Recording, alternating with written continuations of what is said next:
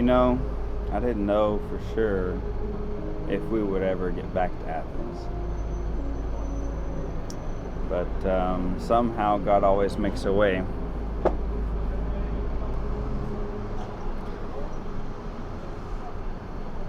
The world these days seems to be flipped upside down in chaos, but I don't think God's surprised by all this. In fact, I know He's not. So you have to ask yourself, and maybe you are asking yourself, does God not see what's going on? Does God not care? You know, why isn't God doing something about all of this?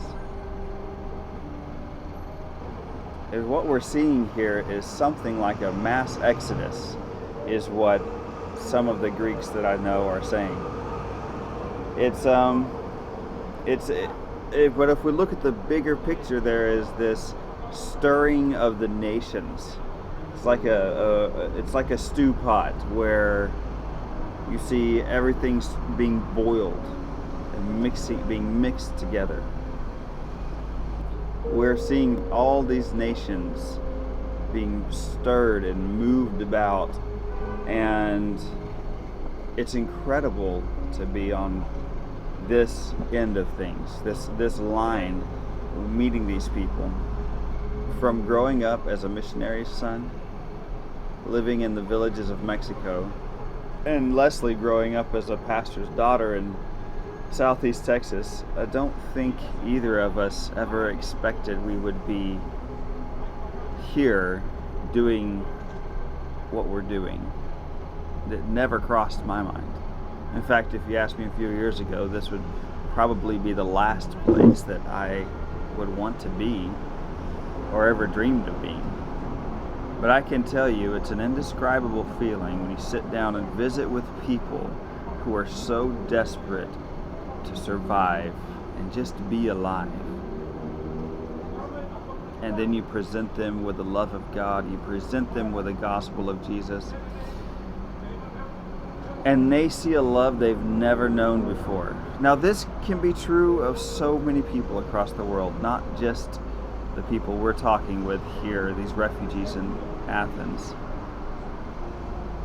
But it's simply being tools in the Master's hands. There was a time when Jesus said, "Pray that the Lord of the harvest would send forth laborers." To be honest, there are days of loneliness. There are days where you do feel alone. Being over here, separated from our families back home and missing out on little details of life back home.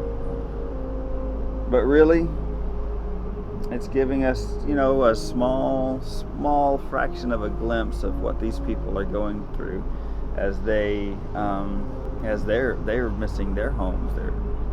They're so desperate. They're just in a search for life.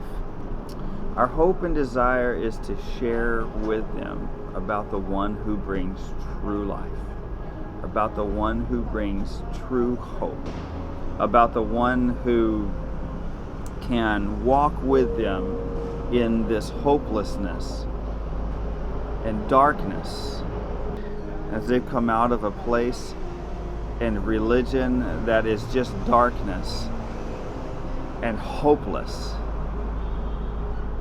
We get to sit and talk and share this life with them. And it's amazing. You can actually see in their eyes something light up. You can see life come into their eyes when they give their lives to Jesus. So, we keep going. As Jesus said, for the joy that was set before him, he endured the cross. Well, we are enduring no cross like that right now. Difficulties come and go. There are nights of sleeplessness.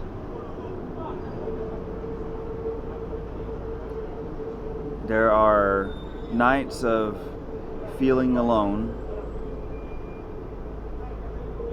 But then there's also great joy knowing that these people are coming to Jesus, that someone is coming to the Lord. And we simply get to be his hands who embrace his voice that encourages, his eyes that they can see. Why do we keep going? It's because Jesus told us to. A long time ago, he said, go into all the world and preach the gospel. Sharing this good news. The good news about him and how he made a way where there was no way. For us to come to the Father only through him. What I want to leave you with is an encouragement to pray to the Lord of the harvest for him to send forth laborers. Would you do that with us?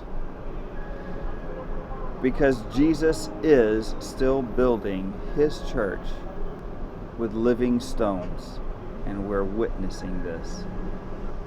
So make this commitment in your heart and in your mind that you're going to pray that our Lord would send forth those laborers. And with all of that, I want to leave you with one question. What are you waiting for?